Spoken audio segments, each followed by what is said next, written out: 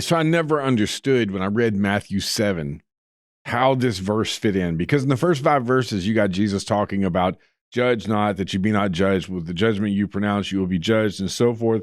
You hypocrite, he says in verse 5, first take the log out of your own eye, and then you will see clearly to take the speck out of your brother's eye. Do not give dogs what is holy, and do not throw your pearls before pigs, lest they trample them underfoot and turn to attack you. Huh?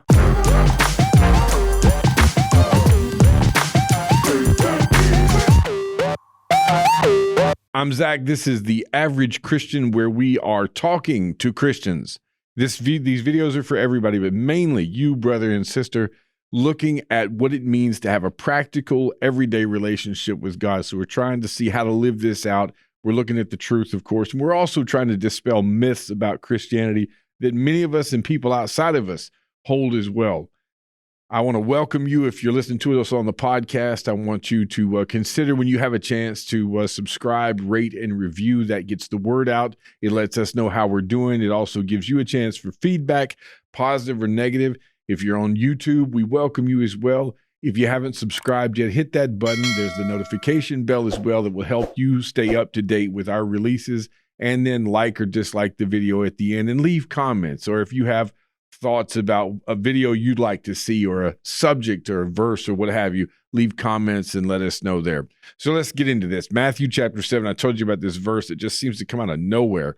It's kind of like in Genesis 18 when you read, or Genesis chapter 2, when you're reading about God talking about how it's not good that man should be alone, and all of a sudden he tells Adam to go name the animals. You're like, what? Until you get the context. Well, it took me a while, and this really is a sad subject. It took me a while to figure this out until I met an individual, and it's a shame. So it's not a judgment. I'm not looking at this individual as, wow, that's Matthew 7 and verse 6. But I met an individual who fit the criteria of everything that Jesus was warning people not to be in the first 5 verses, and I realized how verse 6 plays into this. He says again, do not give dogs what is holy. Do not throw your pearls before pigs, lest they trample them underfoot and turn to attack you.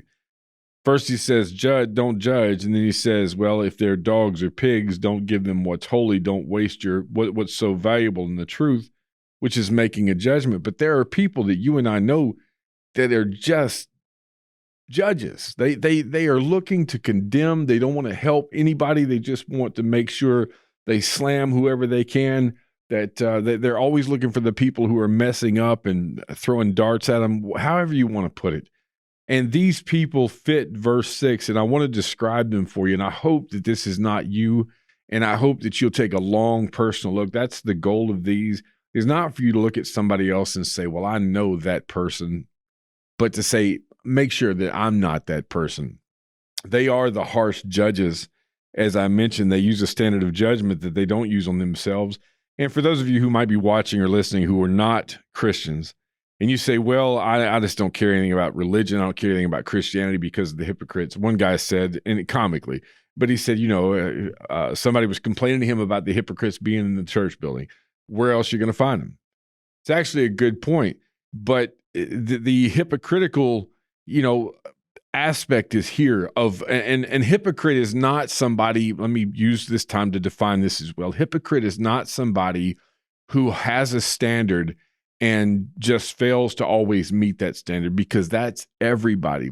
A hypocrite is somebody who sets a standard for everybody else, but doesn't even try to live to that standard. And that's what's being described here in the first 5 verses of Matthew chapter 7. They judge in a way that's reserved for God. If you haven't seen the video yet, go back and check out Who Are You to Judge? That covers really the first 5 verses and judgment in the overall sense. And they're going to have to answer the same way here. And they are not, as I mentioned earlier, they're not looking to help. So first of all, they're harsh. They're not looking to help. They're straining at gnats and swallowing camels. Jesus used that phrase in Matthew 23 through 24. He said, woe to you, scribes and Pharisees. By the way, Christian or non-Christian, Notice that some of Jesus' harshest words were reserved for the ultra-religious, the people who were supposed to be setting the standard. Scribes and Pharisees, hypocrites, for you tithe mint and dill and cumin, and have neglected the weightier matters of the law, justice and mercy and faithfulness. These you ought to have done without neglecting the others, you blind guides, straining out a gnat and swallowing a camel. So a lot of these people who are so interested in some of the details and the laws and the specifics have totally foregone love altogether. They don't do this in a loving way. It's in a gotcha sort of, I caught you and I'm going to hold you to this standard and make sure everybody else knows that you're not living up to it. And they're seeking out flaws with no regard to their own. I figured out that I have so much, and I'm not good yet, or not even close to perfect at not judging other people and not being harsh or critical at times. It's one of my weaknesses. But I've also figured out that when I'm paying attention to what I need to be doing, I have so much less time to be looking at you. Well, that's not these people described here. Had they been cleaning their own backyard, as one guy said, they would have would want to help you do the same, basically. But instead, they're harsh, number one. Number two, they're not looking to help. So what we're doing is defining these dogs and pigs or swine that Jesus mentions in chapter 7 and verse 6 and making a couple of conclusions here. They are hypocrites, as I mentioned earlier, an actor, a player, a pretender, somebody who's pretending to be something. Matthew 6, verses 2 and verse 5, Jesus says, thus when you give the needy, sound no trumpet before you as the hypocrites do in the synagogues and the streets, that they may be praised by others. Truly I say to you, they have their reward, receive their reward. And when you pray, you must not be like the hypocrites, for they love to stand and pray in the synagogues. They want people to see them. They are pretending to be holy. They are pretending to be pious because they want praise. They want glory and honor. And Jesus said that's their full reward, because there probably or likely is no heavenly reward for this kind of behavior. He addresses some of the same mentality in Matthew 15, 7 through 9. You can look that up as well. It's, again, one who sets a standard for others that he or she refuses to live by. And I showed you a couple of verses, but you could also look up Matthew 23, also in Luke chapter 13, verses 15 through 16. The Lord answered him, you hypocrites, does not each of you on the Sabbath untie his ox or his donkey from the manger and lead it away to water it? And ought not this woman, a daughter of Abraham, bound, whom Satan bound for 18 years, be loosed from this bond on the Sabbath day? Because they were getting on to Jesus on certain detailed restrictions about the Sabbath, and he was doing good. He was helping a woman in this case.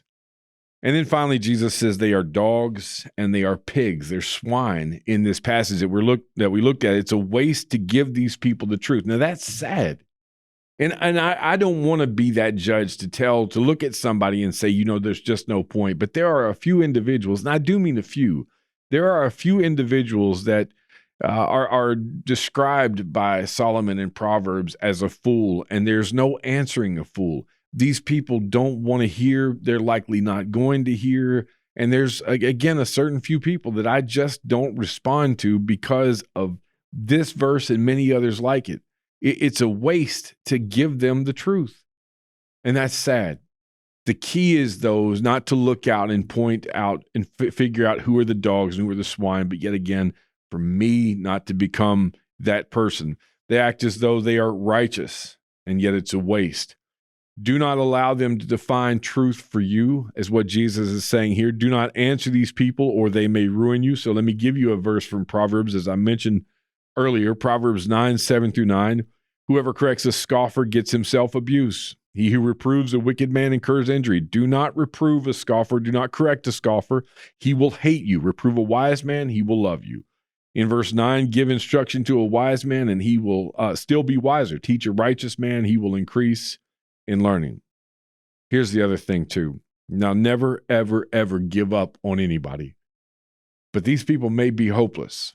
People who are so hypocritical, so judgmental, that the Lord would actually refer to them as dogs or swine. They may be hopeless. In 1 John chapter 5 and verse 16, if anyone sees his brother committing a sin not leading to death, he shall ask, and God will give him life. To those who commit sins that do not lead to death, there is a sin that leads to death. I do not say that one should pray for that. We're actually involved in each other's forgiveness by God. And he says, for the one who is committing a sin that leads to death, which is best I can tell is the one that people refuse to change or repent of, There's nothing I can pray for that God will do for them if they refuse to change on their own. And Hebrews 6 alludes to the same thing. In speaking of Hebrews, in chapter 10 and verse 26, if we go on sinning deliberately after receiving the knowledge of the truth, there no longer remains a sacrifice for sins. So what do we do with this information? Now, at least, hopefully, you make the connection when you read verses 1-5 in Matthew 7 about do not judge, and then you read verse 6, you understand that people who judge like that, who are so hypocritical, who are so exacting, may actually be those dogs and swine that Jesus talked about, that there may come a point, but it's just a waste to try to even talk to them or try to even help them in any way. So what do I do with this? Well, watch yourself with the judgment that you avoid this type. That you avoid this type of judgment against other people and you don't turn into this type of person. Only use, as I mentioned before, only use righteous judgment that seeks good. John 7 and verse 24, do not judge by appearances, but judge with right judgment. Other translations say righteous there. So make sure anytime I'm judging another person or being critical of another person or going to correct another person, it's in order to help them to be better, not just to stand back and point fingers or gossip. I'm guilty as well, not just to do those things, but to help and to get them on the right path, to be a benefit to them. And finally, do not converse with these people or try to defend yourself to them. There's a point where, as I said, there are a few people, and I can probably count them on one hand, but there are a few people that I just no longer converse with, that I no longer try to make a defense, because there's just no point once they have been that close-minded. And these are Christians. These are supposedly Christians. They wear the name, they go to church. These are religious people, and yet they've entered in such a dangerous mentality. So never, ever. Now you see what can happen if you become that judgmental, that in the way Jesus told us not to be. And I hope this helps you to avoid being that person and ever being looked at by the Lord as a dog or as a pig.